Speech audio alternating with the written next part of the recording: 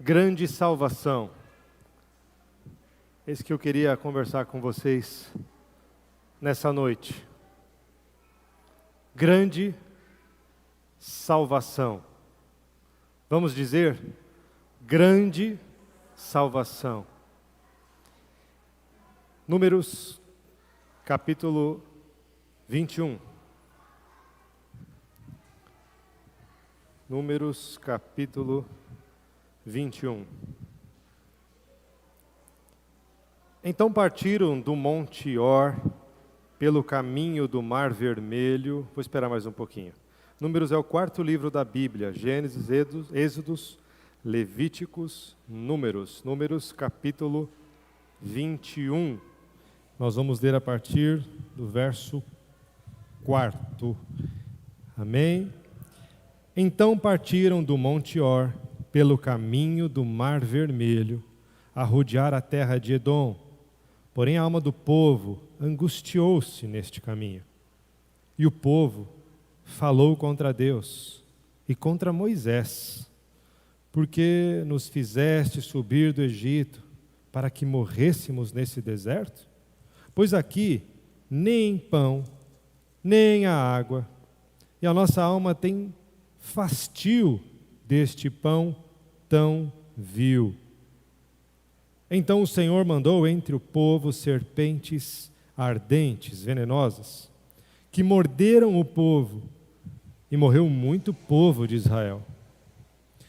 Pelo que o povo veio a Moisés e disse: havemos pecado, porquanto temos falado contra o Senhor e contra ti. Ora ao Senhor, que tire de nós estas serpentes. Então Moisés orou pelo povo, e disse o Senhor a Moisés: faz uma serpente ardente, e põe-na sobre uma haste, e será que viverá todo mordido que olhar para ela. E Moisés fez uma serpente de metal, e pô-la sobre uma haste, e era que, mordendo alguma serpente a alguém, olhava para a serpente de metal ou de bronze, e ficava vivo. Glórias ao teu nome, Senhor. Glórias ao teu nome por tão grande salvação. Há entre nós aqui pessoas que andam com o Senhor há anos, há décadas. Há pessoas que andam com o Senhor aqui talvez há meses. Mas nós precisamos sempre nos recordarmos que a salvação que está sobre nós é amplíssima. Nós queremos, Senhor, tomar para nós tudo que esta salvação engloba. Nós queremos tomar posse de tudo que Jesus fez na cruz e nos entregou. Nós queremos, Senhor, evidentemente, estar na tua presença um dia, no céu, na tua presença, na Nova Jerusalém. Mas nós queremos também aqui na terra, enquanto o Senhor não vem buscar a igreja, vivermos tudo que o Senhor tem para nós, sermos verdadeiramente livres, porque se Cristo vos libertar, verdadeiramente sereis livres. Grande salvação. Esse é o nosso louvor nessa noite. Nós cantamos: tão grande ao Senhor. Cantarei quão grande é o meu Deus. Nós cantamos a tua grandeza. E a grandeza de Deus fala da sua grande salvação. Dá-nos um tempo precioso aqui. Em nome de Jesus. Amém. Amém, queridos? Queria que você reparasse primeiro que nos versículos anteriores do capítulo 1, aconteceu uma coisa bem interessante. O povo, os cananeus, o rei Arade, que estava ali perto do acampamento dos israelitas, foi lá, de supetão, raptou alguns israelitas, levou embora. E Israel recorreu a quem tinha que recorrer, recorreu a Deus e fez um voto: Senhor, entrega este povo nas minhas mãos, e nós vamos te louvar, Se totalmente, verso 2, entregar este povo na minha mão, destruirei totalmente as suas cidades. Eles iam acabar com aquele povo que era o inimigo, que representava o pecado, que representavam aqueles que tinham deuses, que eram politeístas, que serviam toda a espécie de Deus. E o Senhor, pois, ouviu a voz de Israel e entregou os cananeus, que foram destruídos totalmente. E as suas cidades, e o nome daquele lugar, chamou Horma. Então esse evento é importante. Antes deles ficarem cansados, deles ficarem afadigados, deles murmurarem, deles reclamarem, aconteceu um milagre, agora há pouco, dias atrás. Deus foi lá e nos deu força e nós acabamos com aquele povo. Mas isso acontece com a gente. A gente está andando com Deus, Ele nos tirou do Egito, isto é salvação. O povo foi salvo, ele saiu do Egito e agora está andando num deserto para chegar numa terra prometida. Nós somos esses que saímos do Egito, fomos salvos, estamos caminhando no deserto e vamos chegar na terra prometida, quando o Senhor vier. Mas no meio do deserto existem obstáculos, existe um inimigo feroz que quer nos destruir, que quer nos roubar da presença de Deus, que quer nos amedrontar, nos ameaçar, que quer nos fazer duvidar desse Deus. E aí algumas vezes nós recorremos a Deus e vamos até Ele, dizemos: Senhor, o Senhor pode, o Senhor vai fazer, e o Senhor vem e faz. Mas aí nós nos cansamos no meio da caminhada. E por que esse povo estava cansado? Aí você volta mais um pouquinho, no capítulo 20, a partir do verso 14, eu não vou ler, mas Moisés, ele está ali passando por Edom, e ele vai até Edom, e pede: olha, nós queremos passar por aqui, a gente não vai fazer nada, a gente não quer guerrear, a gente não quer tomar a terra de vocês, a gente só quer passar por aqui porque é melhor o caminho. E Edom não deixa ele passar lá. E aí, ele tenta, negocia, e não tem jeito. E aí lá, no verso 21, disse: assim recusou Edom deixar passar a Israel pelo seu termo, pelo que Israel se desviou dele. Então Israel está indo por um outro caminho, por um caminho difícil, por um caminho, né, os estudiosos, o pessoal que conhece a geografia da região, eles olham e falam que essa passagem por onde eles tiveram que caminhar é uma passagem difícil, cheio de pedregulhos, cheio de obstáculos, sobe, desce. Você imagina, você está andando com criança no meio do deserto. Se fosse com as crianças de hoje, você anda com a criança 1 quilômetro, eles já estão cansados. 2 quilômetros, então. Eu lembro quando eu era pequeno, a gente morava aqui em São Caetano, né? Moro lá ainda, minha mãe mora lá, aqui perto do Fórum de São Caetano, ali naquele bairro. E a gente ia para a Igreja Batista, a primeira Igreja Batista de Santo André. O meu pai não deixava a gente ir para a igreja, não deixava usar o carro. A minha mãe pegava eu e meus 2 irmãos e vinha andando lá de perto do fórum, andava aqui no Rude, passava aqui nessa rua aqui, subia, ia até o ponto de ônibus que tem lá em cima para pegar um ônibus para ir para a igreja. E com criança de 9 anos, 8 anos, os meus irmãos, e eu acho que com 6, por ali, né? Então, às vezes caminhar é cansativo, mas esse caminhar cansativo tem um propósito. Deus tem um propósito, Ele quer transformar as nossas vidas, Ele quer mudar as nossas vidas, mas a gente logo esperneia. Eu acho engraçado às vezes, permitam a liberdade, mas a gente às vezes está lá no grupo da igreja, alguém coloca alguma coisa, uma situação difícil, todo mundo, meu Deus, né? A gente às vezes pode estar lendo errado, mas a gente lê às vezes a mensagem, assim, quando é escrita principalmente, né? Você dá a sonoridade que quer, mas parece um ar de desespero. E a gente tem que mudar isso. Não é que a gente tem que dizer, aleluia, glória a Deus, o irmão está mais um irmão enfermo, que bênção. Nós temos que olhar e dizer, qual é o propósito de Deus nisso? Deus não perdeu o controle, Deus continua sendo soberano. Será que Ele não sabe que tal irmão ia ficar doente, que tal pessoa que não é nem da igreja ia nos procurar em oração com uma causa difícil, para que nós pudéssemos ser igreja e não desesperarmos da vida e não ficarmos... E agora não, dizemos assim, opa, é problema, é com a gente mesmo. É com a gente, porque a gente conhece Deus. A gente consegue falar com Ele. A gente não manipula Deus. Nós não somos um oráculo divino que eu sei manipular Deus, como eram aqueles profetas dos povos pagãos. Não é que a gente consegue fazer uma troca com Deus e Ele nos ouve, mas é que nós conhecemos esse Deus misericordioso, grandioso, amoroso, que quer salvar.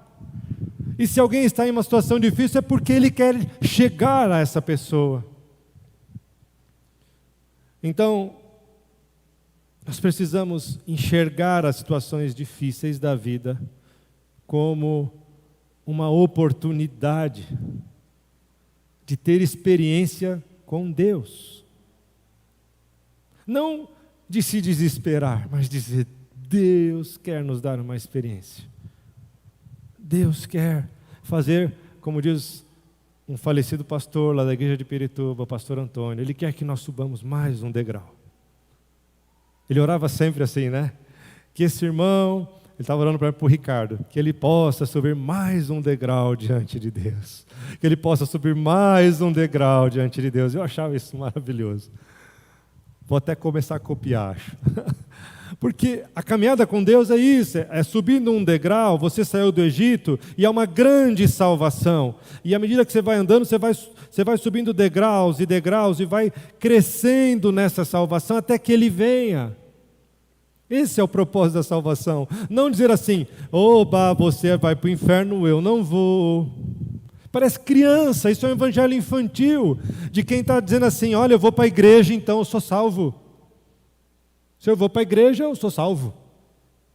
Ué, tem muita gente que vai para a igreja, que vai para a missa.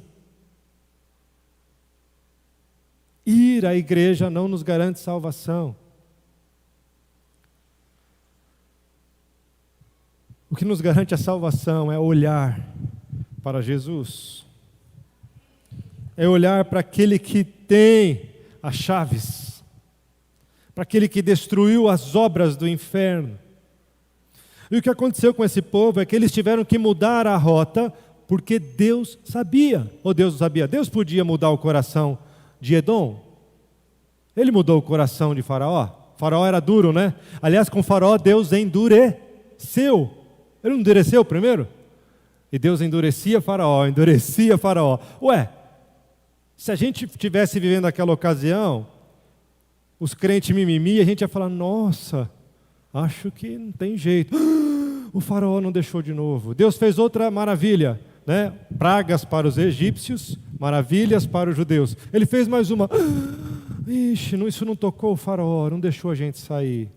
Não, Deus está no controle. Ele endurece Faraó para nos transformar, para nós andarmos mais um pouquinho, para nós subirmos mais um degrau, para a gente chegar mais perto dele, depender mais dele, entender que não é sobre nós, é sobre um Deus todo-poderoso, que é poderoso para nos livrar.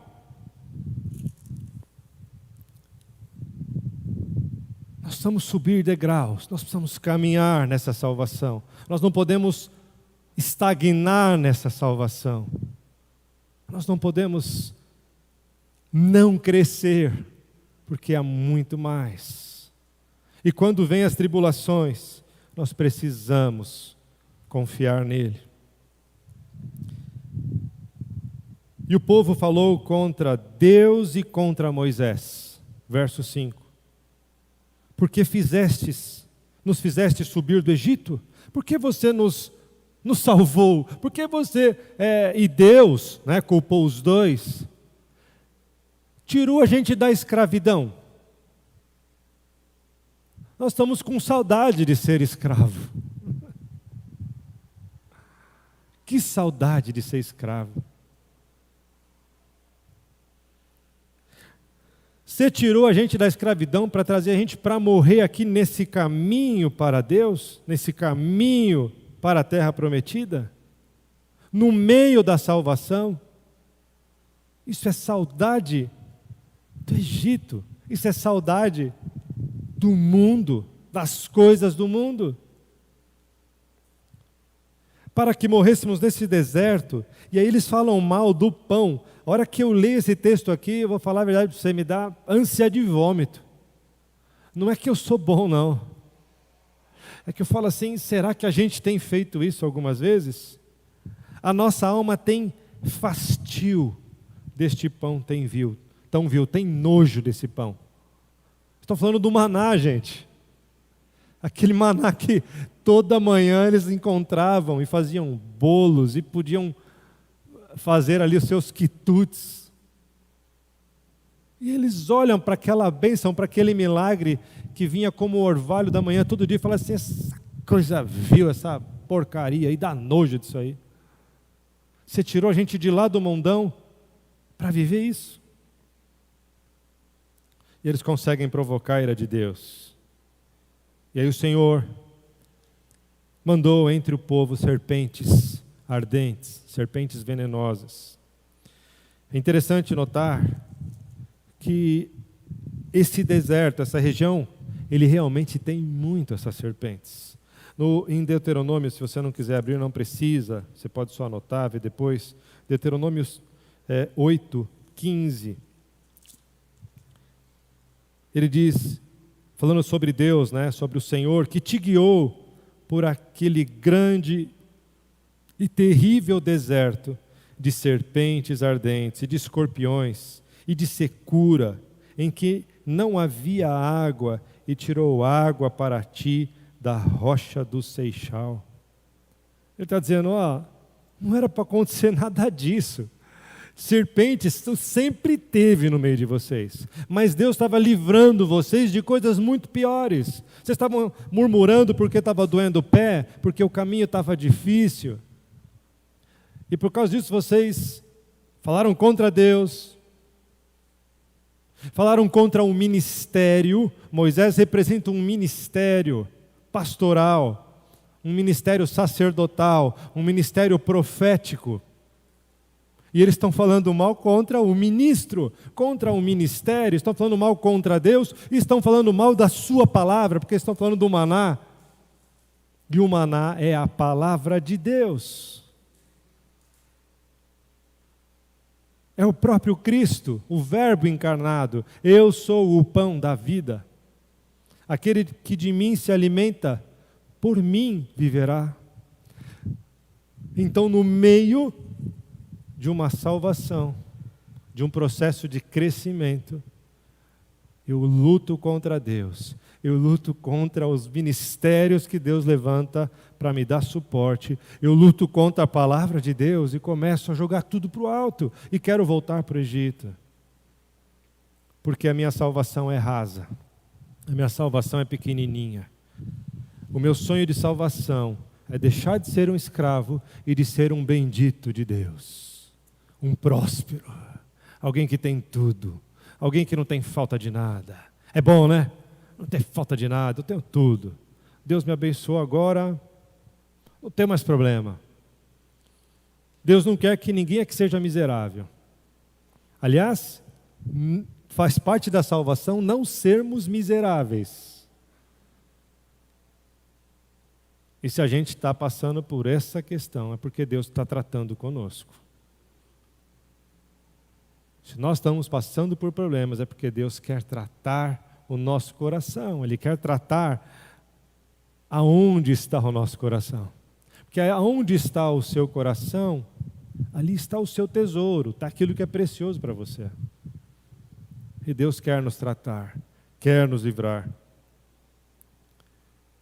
E eles fazem essa ofensa. E como resultado, agora essas serpentes do deserto, que sempre estiveram lá, são liberadas para atacar e matar. E o povo começa a sofrer as consequências do seu pecado. Aquilo que estava sendo protegido por Deus, aquilo que estava sendo livrado por Deus, agora não mais. Mas aí o povo reconhece o seu erro, o povo reconhece o seu pecado, o povo tem um arrependimento, vai até Moisés e fala, nos livra disso, fala com Deus. E Deus diz a Moisés: você vai fazer uma serpente de bronze. Essa palavra metal, no hebraico, tem a sua raiz no bronze, que está falando de um material que era o metal que eles utilizavam na época. Coloca essa serpente de bronze numa haste e levanta essa serpente. E todo aquele que olhar para esta serpente será salvo. E essa serpente simboliza a salvação que há em Cristo Jesus. Por incrível que pareça. Nós podemos ver isso no Evangelho de João, no capítulo 3. Evangelho de João, no capítulo 3.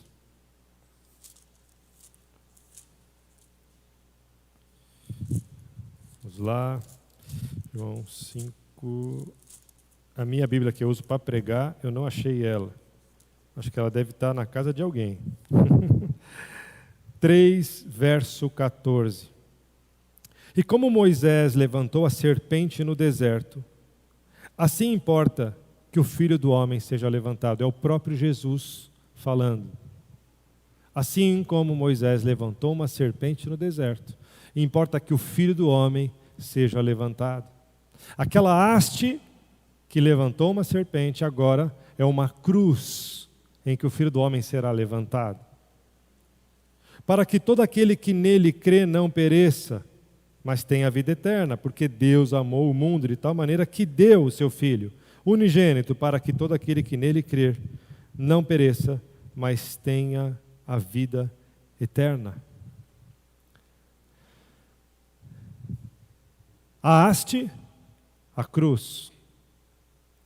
A serpente de bronze. Por que bronze? Bronze fala da realeza de Jesus. O material que é Jesus. E a serpente, o veneno, aquilo que mata. E Jesus recebeu sobre si os nossos pecados. E o que nos mata é o nosso pecado, porque o salário do pecado é a morte. É a morte. E o pecado gerou em nós muitas coisas ruins. Eu vou destacar 4 coisas que o pecado gerou, mas eu vou falar também da grande salvação de Deus sobre essas 4 coisas. A primeira delas é essa que eu acabei de falar, Romanos 6, 23, que diz que o pecado, o salário do pecado é a morte, mas o dom gratuito de Deus é o quê? A vida eterna. Então a primeira coisa que o pecado gerou em nós foi a morte. Morte. Mas, em primeira carta aos Coríntios, capítulo 15, verso 22, diz assim: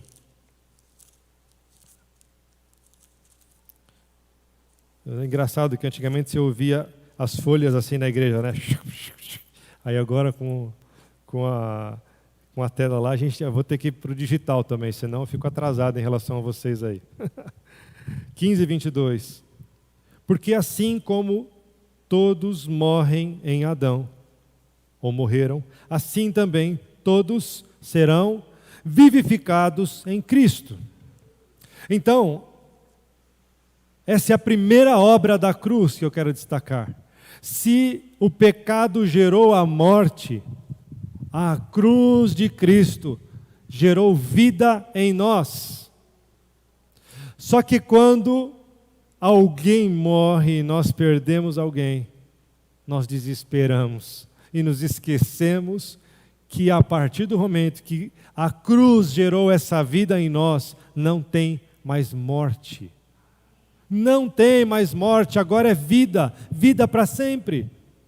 Nós sentimos saudades, mas a vida é para sempre. Não é possível que nós sejamos salvos e tenhamos medo da morte. Isso não combina com esta salvação. Se nós temos medo da morte, nós precisamos subir um degrau nessa noite e não mais recearmos da morte. E dizer, eu não tenho medo da morte. Como diz o apóstolo Paulo, o viver é Cristo, mas o morrer é ganho. Se eu morrer, eu estou ganhando, eu estou no lucro, como diz no popular, estou no lucro. Morri, estou no lucro.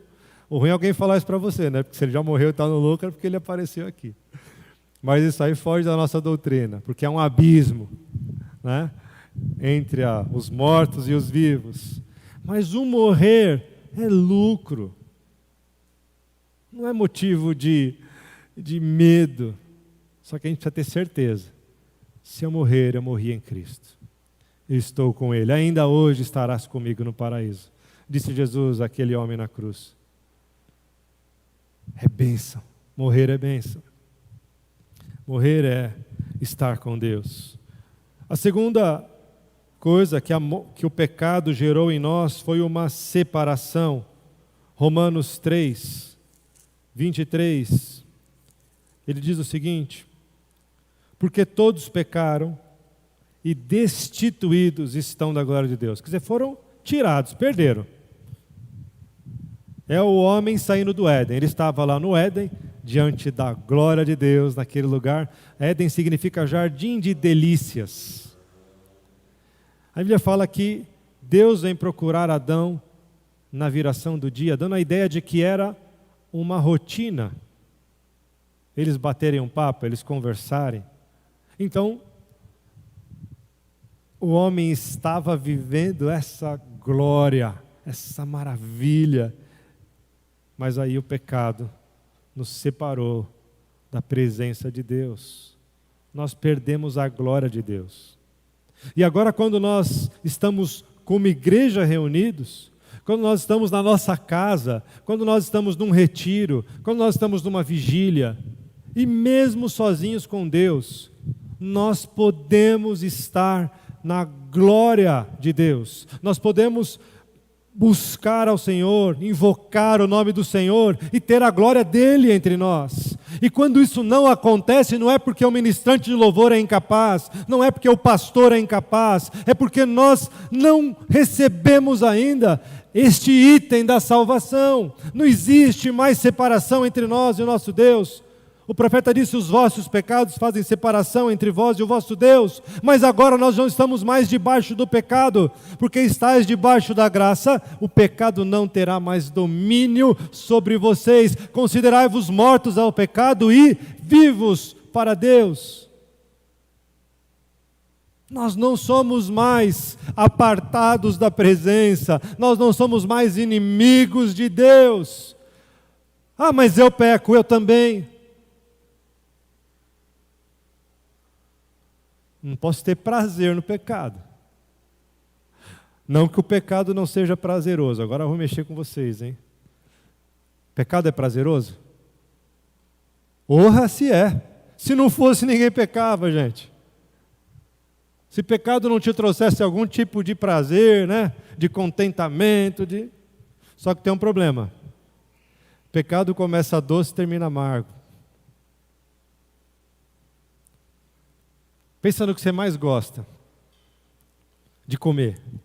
Só que pensa que isso aí é pecado. E está escrito assim, não coma. É duro, né? Você gosta do quê? De massa? Você gosta de doce? Ixi, hora de culto, pastor falar de comida é ruim, hein? Hein? Mas pensa aí, o pecado é alguma coisa que te traz algum prazer. Só que é como se depois que você comesse aquilo, você descobrisse que aquilo é horrível. Você come um pudim de leite da Flávia. Pudim horrível lá que ela faz, né? Horrível para o meu triglicérides. Aí você come ele, mas depois que você começou a comer, a boca de repente começa a amargar. Aí já não é o da Flávia, aí já é o do pecado. E começa a ter um cheiro ruim, um cheiro de podre. E o negócio, isso é o pecado. Isso é o pecado. Então, à medida que eu estou andando com Deus, o pecado já não tem mais domínio, porque agora eu já sei que pecado me afasta de Deus e eu não quero viver longe dele.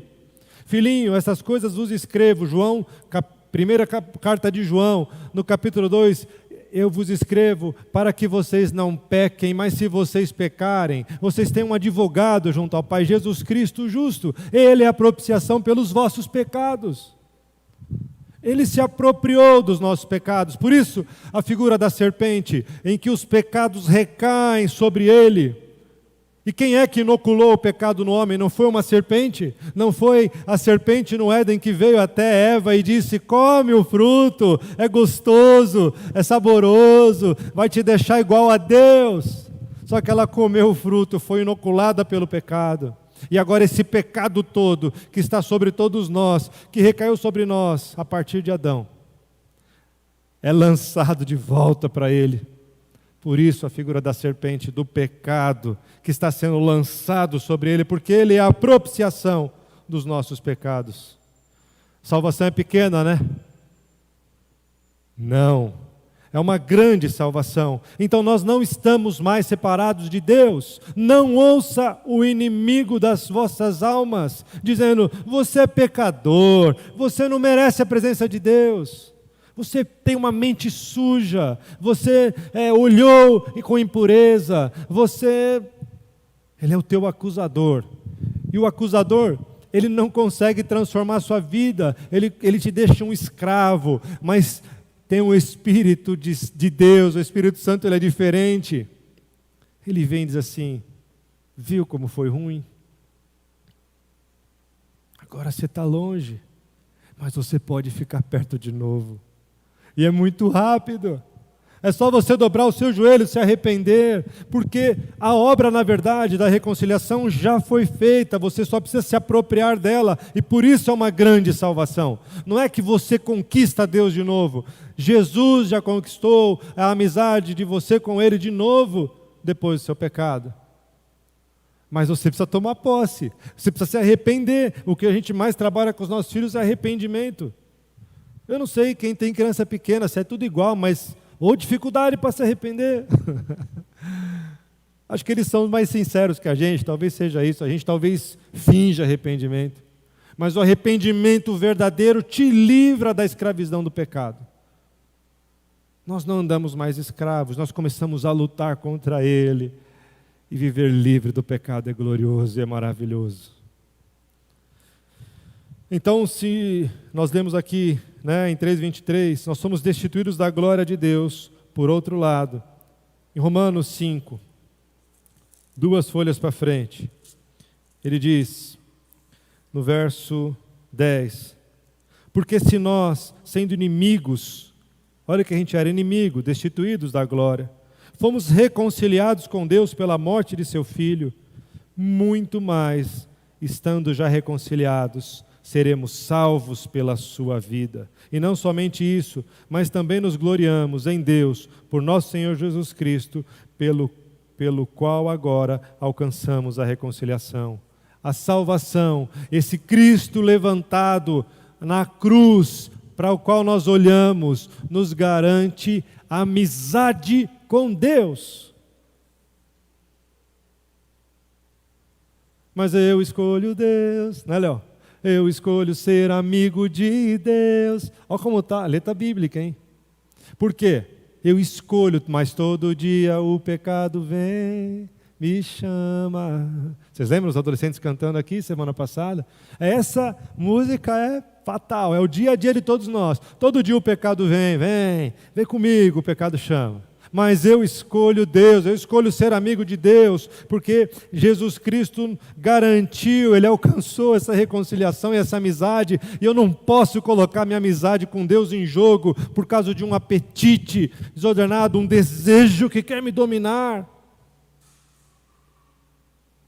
Eu escolho Deus, eu escolho ser amigo dEle. Então não há mais separação, há amizade, há unidade entre nós e o nosso Deus. Nós vimos aqui o pecado gera morte, mas Cristo nos devolve vida, uma nova vida. O pecado gera separação, nos destituiu da glória de Deus, mas Cristo nos reconciliou com Deus e nos garante amizade com Ele. O pecado também gerou a corrupção dos nossos corações. Jeremias 17:9 diz que o coração é enganoso e perverso. Sabe o que está falando isso? Agora é de natureza, isso aqui é sério, presta atenção, porque quando a gente fala de grande salvação, e eu estou trazendo essa palavra aqui, não é porque eu estou querendo, porque eu estou achando que eu tinha que falar sobre isso, é porque o Espírito de Deus está sobre essa igreja, e Ele está falando, e quem tem ouvidos ouça o que o Espírito diz à igreja.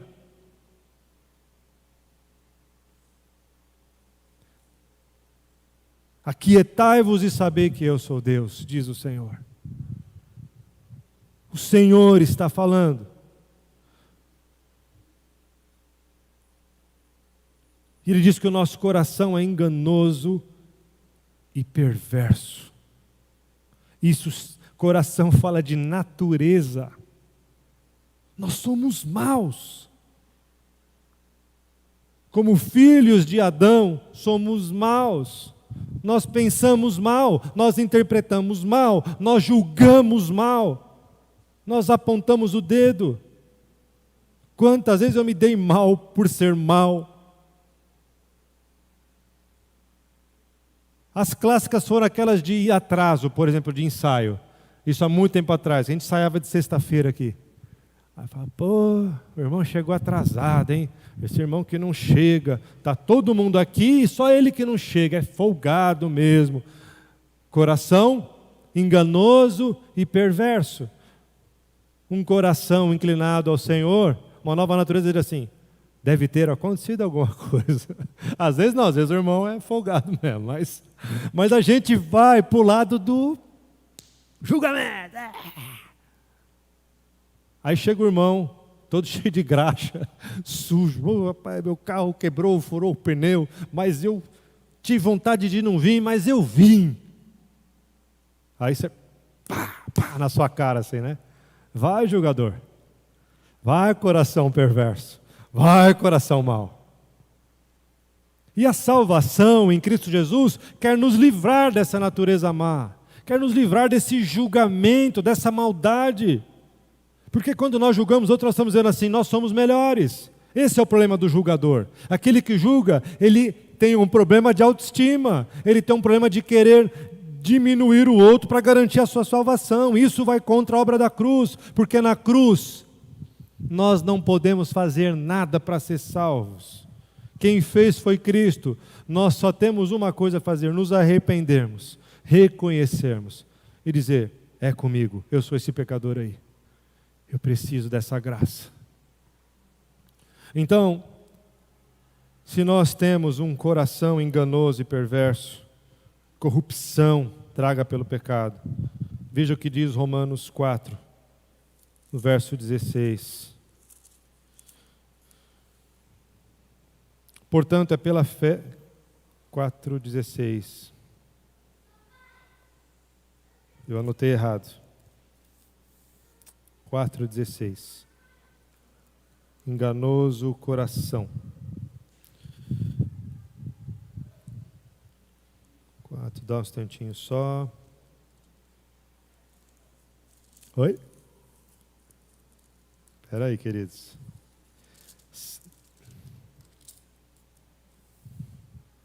O pecado também gerou em nós a escravidão. O pecado, ele não se contenta em fazer você pecar uma vez.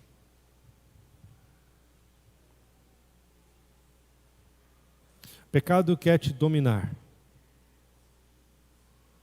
Ele quer ser o seu senhor. Mas todo dia o pecado vem, todo dia ele vem.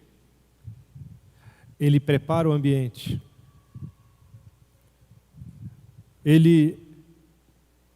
Esse é o Jeremias, isso, enganoso é o coração mais do que todas as coisas, e perverso, quem o conhecerá? Mas o pecado ele vem todo dia sobre as nossas vidas e quer nos dominar. Ele quer tomar conta da nossa vida, ele quer tomar conta das nossas atitudes, das nossas escolhas. Ele quer nos desviar da presença de Deus. Ele quer, do Egito escravo fui, lembra que a gente cantava? Do Egito escravo fui, sim, sim, ó sim. Ele quer nos fazer escravos dele. Esse é o desejo do diabo, dominar as nossas vidas. Ele quer ser Senhor. O Senhor Jesus disse que ninguém pode servir a dois senhores, porque ele vai agradar a um e desagradar o outro. Não dá para agradar dois. Ou você há de agradar a Deus, ou você vai servir a Deus, ou você vai servir a Mamon. Mamon é o Deus do dinheiro. Você pode falar, mas eu não sou muito ligado com o dinheiro. O dinheiro representa o Deus deste século. Aquilo que pode comprar, eu posso comprar tudo, eu posso comprar conforto, eu posso comprar a melhor comida, eu posso ir no melhor restaurante, eu posso ter a mulher que eu quiser, eu posso ter o carro que eu quiser, eu posso fazer qualquer coisa, porque o dinheiro, não vou falar a palavra que os caras estão falando empoderar, porque não rola, né?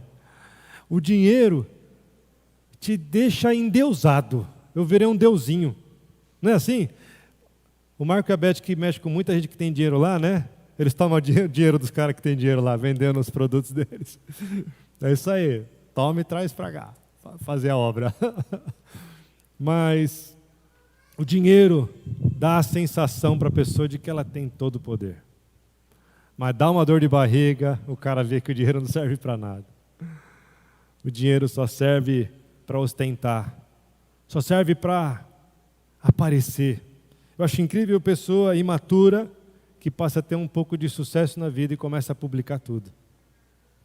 E o dia que faltar, você vai publicar o prato de arroz com ovo?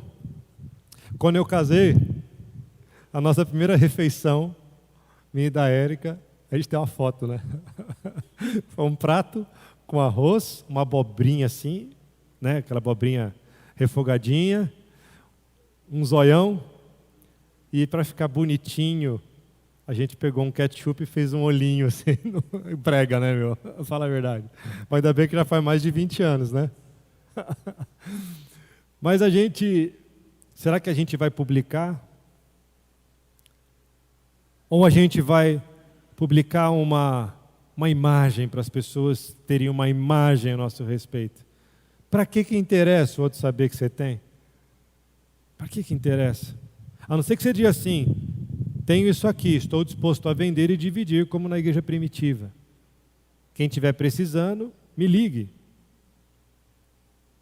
Ou você acha que o fato de você ter alguma coisa a mais simboliza que você é mais abençoado por Deus? Será? Será que toda vez que você tem mais é porque Deus te deu? Nós somos mordomos, se Deus nos dá, é para nós administrarmos, não é para a gente aparecer. É para a gente administrar. Só para isso. É que nem jogador de futebol, né? Quando faz alguma coisa e chama a imprensa inteira para mostrar. Algum artista famoso. Ele quer glória para si e não glória para Deus. Nós precisamos dar glória a Deus. E o pecado quer nos escravizar. Em Romanos 8, no verso 14, diz: porque todos os que são guiados pelo Espírito, esses são filhos de Deus. Porque vocês não receberam o espírito de escravidão para outra vez ficarem atemorizados, mas receberam o espírito de adoção de filhos, pelo qual clamamos, Abba, Pai. O mesmo Espírito testifica com o nosso espírito que nós somos filhos de Deus. Nós não somos mais escravos, nós somos filhos. Essa é uma outra obra da cruz. Não somos mais escravos, somos filhos de Deus. Filho de Deus não precisa provar nada para ninguém. Você se lembra de Jesus Cristo no seu batismo? Você já ouviu isso muitas vezes, inclusive de mim. O que aconteceu no batismo de Jesus lá no céu? Este em quem eu tenho grande alegria, né? Imediatamente após ser batizado, foi Jesus conduzido pelo Espírito ao deserto para ser tentado. E ele havia jejuado 40 dias e 40 noites. E aproximou-se dele o inimigo e disse: se tu és o Filho de Deus, transforma essas pedras em pães. Quer dizer, se você é filho de Deus, você não pode passar necessidade não. Vai, transforma essas pedras em pães aí, faz um banquete aí e mostra como você é poderoso. Se Jesus fosse como a gente, não fosse quem Ele é, Ele ia transformar e ainda fazer uma selfie e mostrar, ó. Essa pedraiada aqui virou pão, rapaziada. Sou bom, hein? Ó, como eu sou bom. Então o inimigo, ele vem te tentar dizer, mostra o que você tem. Mostra como você é poderoso. E na verdade ele está dizendo, quando ele faz isso, ele está dizendo, você é meu escravo. Você faz tudo o que eu quero. Mas o filho não. O filho não precisa mostrar nada. Eu sou filho. E ser filho me basta. Às vezes, como filho, eu vou ter bastante. Legal, que bom. Às vezes, como filho, eu não vou ter muito. Tá ótimo, eu sou filho. E se eu sou filho, tá ótimo. O que eu não posso é ser escravo. Se eu for um escravo que pensa que tem tudo, eu não tenho nada. Porque vai ter um dia que vai ser cobrado. E o escravo não vai ter nada. E vai morrer. E vai experimentar a morte eterna. Mas o filho não. O filho é filho. Acabou. E o mais gostoso, acho que os irmãos já perceberam que esse versículo é um dos meus preferidos. O mesmo Espírito, com E maiúsculo, Espírito de Deus, testifica com o nosso Espírito, Espírito com letra minúscula, Ruá, a vida que Deus nos deu, que nós somos filhos de Deus. Você pode ouvir no seu Espírito, o Espírito de Deus dizendo, você é filha, Vera. Você é filha, Adriana. Você é filho, Marco. Você é filho, Fernando. Fernandos. Tem dois aí. Vocês são filhos.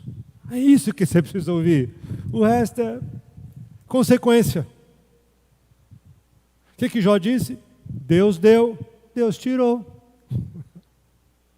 Depois Deus deu de novo. Em dobro, mas não deixou de ser filho. E quando Deus tirou, ele disse, agora os meus olhos te contemplam. Agora eu entendi quem é Deus. Só que o texto começa dizendo, Jó, homem justo, reto e bom. Quem você pode dizer isso aqui da igreja? De qual homem você pode dizer? Justo, reto e bom. Era Jó. Todos os dias oferecia sacrifício por si e por todos os seus filhos e sua família. Ele era o cara. Mas ele não conhecia Deus como deveria. Depois que tudo foi tomado, que ele teve uma doença terrível, que a sua mulher disse, amaldiçoa teu Deus e morre, e foi embora, ele perdeu todos os seus filhos, todos os seus bens. Aí ele diz, agora eu conheço Deus. Achei que conhecia. Eu era um religioso nota 1000. E eu até era um cara bom, mas eu não tinha experiência com Deus e agora eu tenho. Isso vale ouro. Muitas vezes eu tenho orado, Senhor, eu quero a tua salvação toda para mim. E se para isso eu preciso perder, que eu perca. Eu só não quero perder a salvação. Eu estou disposto a perder qualquer coisa. Alguém pode dizer, mas é uma oração perigosa, vai que Deus ouve. Não importa, Ele conhece o meu futuro, e eu quero que o meu futuro seja com Ele, conquanto que eu seja seu filho. Se eu não for filho dEle, não adianta ter nada. Nada. Nada pode suprir a nossa vida, só Deus pode suprir. As pessoas que eu tenho evangelizado, eu percebo isso, elas demonstram uma satisfação na vida, uma alegria. Às vezes nós pensamos assim, nossa, ele nem é crente, parece que tem mais Deus que nós, né? Chega perto, começa a conversar, pergunta da vida, e você começa a ver uma vida inventada, criada. E aí você percebe que tudo aquilo é nada. Só Cristo pode satisfazer a nossa alma. Só Deus pode satisfazer a nossa alma. E todo o pecado é uma tentativa de nós satisfazermos aquilo que só Deus pode fazer. Vou repetir, guarde isso. Todo o pecado é uma tentativa de nós satisfazermos aquilo que só Deus pode satisfazer. seja na área que for. Só Deus pode satisfazer a nossa vida. Marido não será suficientemente capaz de satisfazer a esposa. Não significa que o marido pode ser qualquer coisa, hein? Não estou dando carta branca aí para ser um marido qualquer. Mas ele não consegue suprir tudo. Esposa não consegue suprir tudo para um homem. Filhos, uma bênção, mas não vão suprir aquilo que só Deus pode suprir. Ter conforto, gostoso, mas não supre aquilo que só Deus pode suprir. Só Deus pode suprir a nossa alma. Só Deus pode suprir as nossas almas. Esta é a salvação que Ele tem para nós. Essa é a grande salvação que Ele providenciou para todos nós. O texto que eu queria lembrar é Romanos 5,19, que diz que pela obediência de um homem, muitos se tornaram justos. Era o nosso item 3. O pecado gerou corrupção do nosso coração. Mas agora, pela obediência de um homem, muitos se tornaram justos. Não são mais levados pelos seus corações maus. E quando são, logo se livram pela oração. Logo acionam um advogado. Jesus, preciso de um advogado, fiz besteira. Me salva. Me salva, intercede por mim diante do juiz. E ele intercede. Grande salvação. Rapidamente, nós terminamos já, tá? O pecado gerou morte, mas Cristo nos deu vida. O pecado gerou separação, destituiu da glória de Deus, mas Cristo nos tornou amigos de Deus. Ele quebrou essa inimizade. O pecado gerou a corrupção, o nosso coração enganoso e perverso, mas pela obediência de um homem, muitos se tornaram justos. O pecado gerou a escravidão, ele quer escravizar a nossa vida, mas Jesus, ele nos tornou filhos de Deus pelo seu sacrifício, e agora o Espírito Santo confirma no nosso coração que nós não somos mais escravos. Nós somos filhos. Você é filho de Deus. Você é filho de Deus.